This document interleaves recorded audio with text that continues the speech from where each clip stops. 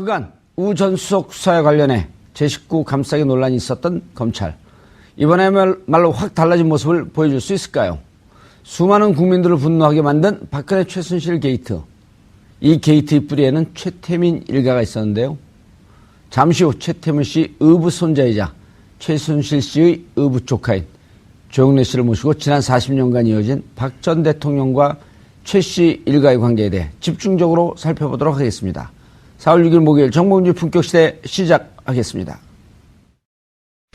우병우 전 민정수석이 오늘 오전 피의자 신분으로 검찰에 출석했습니다. 지난해 11월 검찰 수사, 지난 2월 특검 수사에 이은 세 번째 수사기관 소환입니다. 모든 것은 오늘 검찰에서 성실히 조사받으면 답변하겠습니다. 공무원 인사. 우 전 수석은 국정농단 사태를 방조한 것에 대한 직무유기 혐의를 비롯해 공무원 인사 개입과 세월호 수사 외압 등에 대한 직권 남용 혐의 등을 받고 있는 상황. 이에 오늘 조사에서 검찰이 어떤 혐의를 집중 조사할지, 또 조사 후 앞서 특검에서 기각되었던 구속영장을 다시 청구할지에도 관심이 모입니다.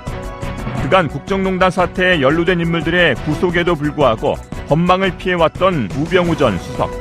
과연 이번 조사를 통해 어떤 운명을 맞게 될지 지금부터 전망해보겠습니다. 4월 6일 목요일 정봉주 품격시대 첫 번째 이슈 들어가겠습니다. 박근혜 최순실 게이트의 마지막 퍼즐. 우병우 전 청와대 민정수석이 오늘 오전 검찰에 소환됐습니다. 우 전 수석이 수사기관에 불려나온 건 오늘로 세 번째인데요. 구속의 문턱에서 매번 돌아왔던 우 전 수석. 이번에도 돌아올 수 있을까요?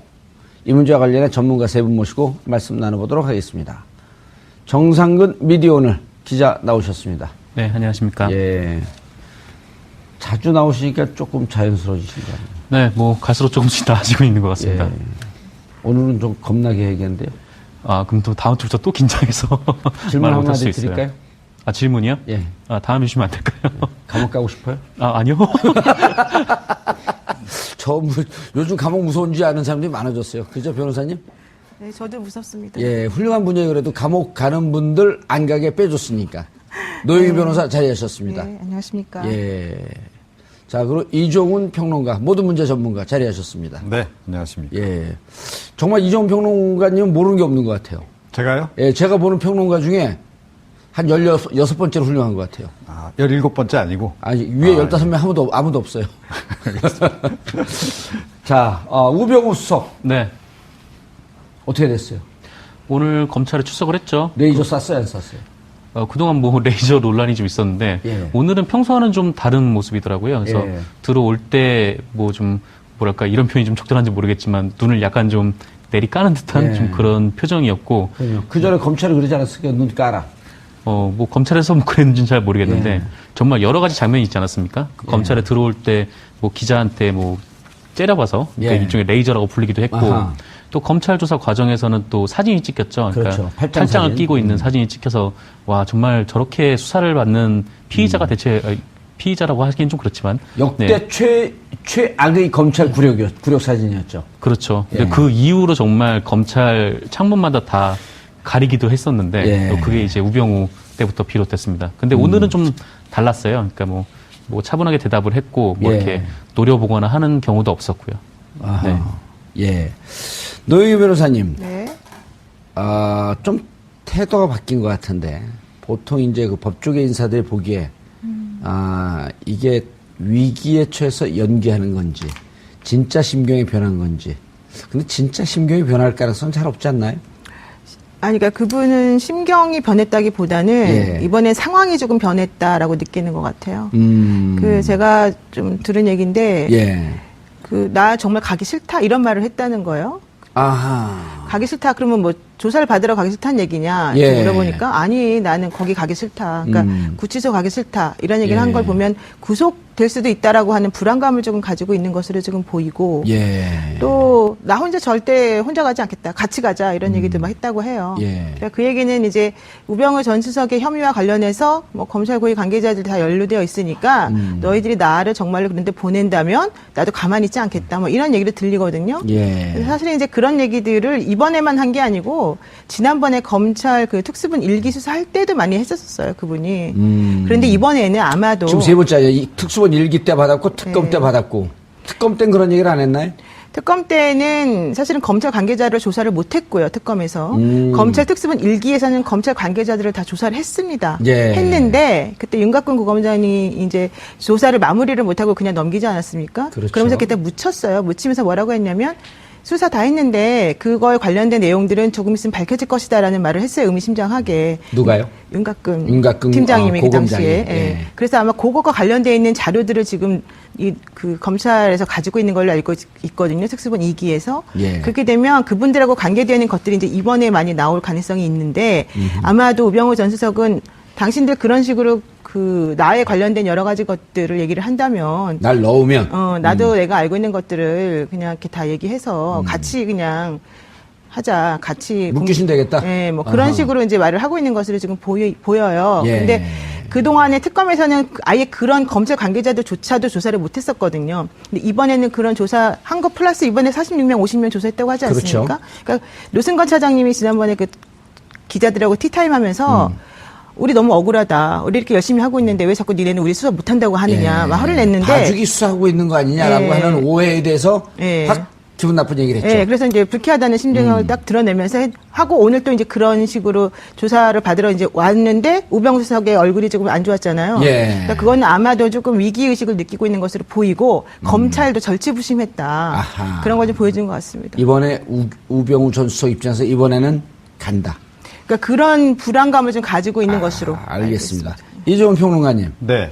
또 이 심리 분석, 사람의 인상 분석, 이게 전문가이신.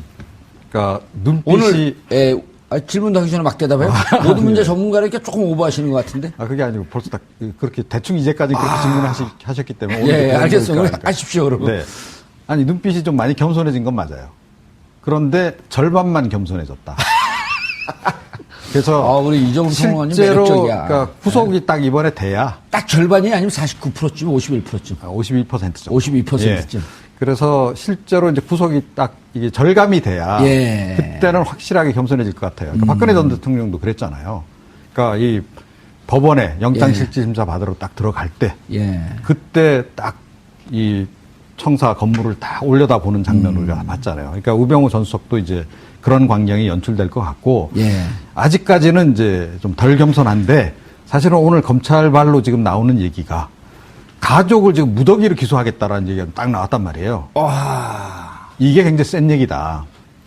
다른 걸 보고 있다라고 하는 그 의미가 가족까지 걸 수 있으니 그런 네. 얘기인가요? 그래서 어느 정도는 그 얘기가 들어갔을 수도 있겠다. 그러니까 뭐 우병우 전 수석의 워낙 뭐 이 후배들이 많잖아요. 야. 그러니까 수사 기류에 대해서 대강은 듣고 좀 들어갔을 가능성이 높지 않나 이렇게 생각을 하고 예. 이게 비단 자기만의 문제가 아니고 이제 가족에게까지 다 예. 이게 화가 미칠 수 있다라는 생각이 드니까 자연스럽게 겸손해지지 않을 수 없었을 것이다라고 생각을 좀 하거든요. 근데 이 검찰의 이 카드가 제가 보기에는 이게 일종의 괘씸죄 적용일 거라고 저는 봐요. 뭐냐 하면 그러니까 우병우 전 수석이 너무 기세등등하니까 뭐 여차하면 다 이렇게 안고 자기가 다 그냥 다 물귀신처럼 이렇게 하고 들어가겠다라는 식으로 이렇게 기세등등하게 나오니까 예. 검찰이 아주 비장의 카드를 지금 준비를 한 게 아닌가. 검찰 수뇌부가 그랬다라고 저는 생각하지는 않습니다. 이번에 수사를 어찌됐건 전담하고 있는 그 첨단 범죄 수사팀의 이군수 부장검사께서 뭐 개인적인 연고도 거의 없다는 거 아니에요? 예. 그러니까 이번에 본인이 준비한 비장의 카드가 온가족 무더기 기소 카드가 아니었나 이렇게 생각합니다. 노영희 변호사님이 씩 웃는데요. 씩 웃는데요. 아닌가요? 탈세 관련된 쪽으로 지금 얘기가 되고 있죠. 예. 탈세 의혹 관련돼서. 왜냐하면 정강 기업을 하고 있기 때문에 기업하는 분들 지난번에 박채윤 씨인가요? 네, 박지윤 씨. 예, 어느 병원 원장이죠? 그 이름 기억이 전찬 김영재 원장의 김영재 의원의 박채윤 부인을 그때 당시 배임 횡령으로 하려고 털었는데 그때 녹취록이 나왔던 거 아니에요? 네. 예, 그래서 회사하는 분들은 배임 횡령이라고 하는 것은 늘 노출되고 사는 거니까. 그렇죠. 예. 배임 횡령, 뭐 탈세 이거는 뭐 예. 늘 상존하는 위험분이죠. 그렇죠. 기업하는 사람은 거기서 빠져나올 수가 없는 건데 그래갖고 가족을 걸게 되면 뜨끔해지는 거죠. 그렇죠. 부부 일가, 뭐 장모, 뭐 아하. 하는 그 회사에 관련된 모든 것들을 다 같이 보겠다 이런 얘기가 좀 있으니까 예. 아무래도 상당히 좀 부담스러울 것 같습니다. 예를 들었고 아들이 정강 소속의 차를 아무 직원도 아닌데 타고 다녔다? 근데 막 이런 사실 것까지 가면 그건 좀 너무 구차하지 않습니까? 예. 근데 이제 사실 가족회사 같은 걸 운영하는 경우에는 예. 그런 개인적인 유용을 조금 하긴 하는데 이제 이번에 검찰에서 보고자 하는 거는 그런 가족회사와 관련된 개인 비리 뭐 우리가 알고 있는 그런 예. 것들에 대한 치중보다는 사실은 이제 그 뭐 문체부 인사니 뭐 공정위 인사니 그렇죠. 부당하게 감찰하고 인사에 부당 개입한 혐의들 이런 것들을 중점적으로 보고 또 만약에 그런 것들에 대해서 제대로 이게 터치가 안 된다면 이제 그 정강이라고 하는 회사와 나머지 그 기흥 CC 관련된 부분들까지도 예. 전부 다 보겠다 이런 의지를 지금 보이고 있는 거죠. 지금 받고 있는 혐의는 직권남용이 주 혐의고 직권남용 중에서도 세월호 수사 방해. 네. 그거는 그 박영수 특검도 이건 빠져나갈 수가 없다. 그렇죠. 그때 윤대진 지금 현재 이제 2차장 검사인데 예. 당시에 그 광주에서 그 형사 2부장에 있었었거든요. 형사 2부장. 지금 광주 2차장이죠. 아, 부산지검 2차, 2차장. 예, 부산 2차장. 예. 근데 예. 그분이 이제 당시에 그 세월호 관련해서 해경에서 예. 너무 제대로 이제 수사를 못하고 인명 구조 못하니까 관련자를 과실치사 혐의로 입건하려고 이제 해서 수사를 하려고 했더니 예. 그러면서 이제 서버 압수수색 같은 것들을 이제 하려고 했더니 예. 우병우 전 수석이 그걸 못하게 막으면서 그렇죠. 외압을 많이 행사했었잖아요. 그래서 그 부분하고 그다음에 이제 변찬우 변호사가 있습니다. 18기. 변찬우. 네, 변찬우 예. 변호사가 그 세월호 관련해서 여러 가지 것들을 다 총괄 지휘했던 분인데 광주지검장이었었죠. 네, 당시에. 예. 그래서 그분이 이제 사실은 우병우 전 수석하고 악연이 많아서 이제 옷을 벗으셨는데 그분까지 이번에 다 조사를 이미 마쳤거든요. 예. 그래서 아마 관련돼 있는 세월호 수사와 관련된 여러 가지 것들은 제가 보기엔 구체적으로 많이 지금 소명이 돼 있는 것 같고요. 이제 그런 거 말고도 그 문체부 인사에 대해서 이제 감사를 지시했더니 제대로 감시하지 않았다. 안 왔으니까 특별 감찰반을 동원해갖고 네, 뭐 협박하고 신발을 벗고 양말을 벗고 왜 예, 획기적을 잡고 예, 뭐 뒤돌아서라 그러고 우리는 죄가 없어도 만들어내는 곳이다 뭐 이런 얘기까지 하면서 이제 협박하고 또 회유를 해서 핸드폰을 자진 임의 제출하는 임의 제출. 형식으로 핸드폰을 이제 뺏어서 그걸 복구해서 뭐 누구하고 어떤 식으로 관계를 맺었던 것에 대해서 내가 확인했으니 당신은 내 말을 듣든지 뭐 아니면 어떻게든지 이런 식으로 협박했다는 내용까지 다 나와 있거든요. 그래서 그런 것들 과 관련된 인사부장 개입이 되게 많아요. 뭐 문체부만 있는 게 아니고 공정위도 있고 여러 개가 있어서 그런 부분들과 관련된 이제 권한 남용 행사했던 직권남용 것들, 이런 직권남용. 것도, 예. 그리고 이제 직무유기 같은 것들, 뭐 미래나 K스포츠 재단에서 알면서도 이제 그냥 봐주고 넘어간 것들. 직무유기는 입증하기 좀 어렵죠. 어렵죠. 사실 예. 직무유기는 어떤 게 필요하냐면 적극적인 직무 포기 의사가 필요해요. 아하. 그러니까 단순히 그냥 일을 못하는 무능 정도에 그치는 게 아니고 예. 적극적으로 나는 이걸 안 하겠다라고 하는 포기 의사가 명시적으로 나와야지 인정이 되는 죄예요. 그런 경우 거의 적용이 힘들다고 그렇죠. 봐야겠네, 이거. 거의 적용이 예. 어렵죠. 눈 깔아. 뭐 검찰에서 뭐 그랬는지는 잘 모르겠는데 예. 정말 여러 가지 장면이 있지 않았습니까? 그 검찰에 들어올 때 뭐 기자한테 뭐 째려봐서 예. 그 일종의 레이저라고 불리기도 했고 아하. 또 검찰 조사 과정에서는 또 사진이 찍혔죠. 그렇죠. 팔짱 팔짱을 사진. 끼고 있는 사진이 찍혀서 와 정말 저렇게 수사를 받는 피의자가 대체 피의자라고 하기엔 좀 그렇지만 역대 네. 최악의 검찰 구력 사진이었죠. 그렇죠. 예. 근데 그 이후로 정말 검찰 창문마다 다 가리기도 했었는데 예. 또 그게 이제 우병우 때부터 비롯됐습니다. 근데 오늘은 좀 달랐어요. 그러니까 뭐 차분하게 대답을 했고 뭐 예. 이렇게 노려보거나 하는 경우도 없었고요. 아하. 네. 예. 노영희 변호사님, 네. 좀 태도가 바뀐 것 같은데 보통 이제 그 법조계 인사들이 보기에 이게 위기에 처해서 연기하는 건지 진짜 심경이 변한 건지. 근데 진짜 심경이 변할 가능성은 잘 없지 않나요? 아니, 그러니까 그분은 심경이 변했다기보다는 예. 이번에 상황이 조금 변했다. 그간 우 전 수석 수사에 관련해 제 식구 감싸기 논란이 있었던 검찰. 이번에야말로 확 달라진 모습을 보여줄 수 있을까요? 수많은 국민들을 분노하게 만든 박근혜 최순실 게이트. 이 게이트의 뿌리에는 최태민 일가가 있었는데요. 잠시 후 최태민 씨 의붓 손자이자 최순실 씨의 의붓 조카인 조영래 씨를 모시고 지난 40년간 이어진 박 전 대통령과 최 씨 일가의 관계에 대해 집중적으로 살펴보도록 하겠습니다. 4월 6일 목요일 정봉주 품격시대 시작하겠습니다. 우병우 전 민정수석이 오늘 오전 피의자 신분으로 검찰에 출석했습니다. 지난해 11월 검찰 수사, 지난 2월 특검 수사에 이은 세 번째 수사기관 소환입니다. 모든 것은 오늘 검찰에서 성실히 조사받으면 답변하겠습니다. 우 전 수석은 국정농단 사태를 방조한 것에 대한 직무유기 혐의를 비롯해 공무원 인사개입과 세월호 수사 외압 등에 대한 직권 남용 혐의 등을 받고 있는 상황. 이에 오늘 조사에서 검찰이 어떤 혐의를 집중 조사할지, 또 조사 후 앞서 특검에서 기각되었던 구속영장을 다시 청구할지에도 관심이 모입니다. 그간 국정농단 사태에 연루된 인물들의 구속에도 불구하고 법망을 피해왔던 우병우 전 수석. 과연 이번 조사를 통해 어떤 운명을 맞게 될지 지금부터 전망해보겠습니다. 4월 6일 목요일 정봉주 품격시대 첫 번째 이슈 들어가겠습니다. 박근혜 최순실 KT 마지막 퍼즐. 우병우 전 청와대 민정수석이 오늘 오전 검찰에 소환됐습니다. 우 전 수석이 수사기관에 불려나온 건 오늘로 세 번째인데요. 구속의 문턱에서 매번 돌아왔던 우 전 수석. 이번에도 돌아올 수 있을까요? 이 문제와 관련해 전문가 세 분 모시고 말씀 나눠보도록 하겠습니다. 정상근 미디어오늘 기자 나오셨습니다. 네, 안녕하십니까. 예. 자주 나오시니까 조금 자연스러워지신 거 아니에요? 네, 뭐 갈수록 조금씩 나아지고 있는 것 같습니다. 예. 오늘은 좀 겁나게. 라고 느끼는 것 같아요. 그 제가 좀 들은 얘기인데 예. 그 나 정말 가기 싫다 이런 말을 했다는 거예요.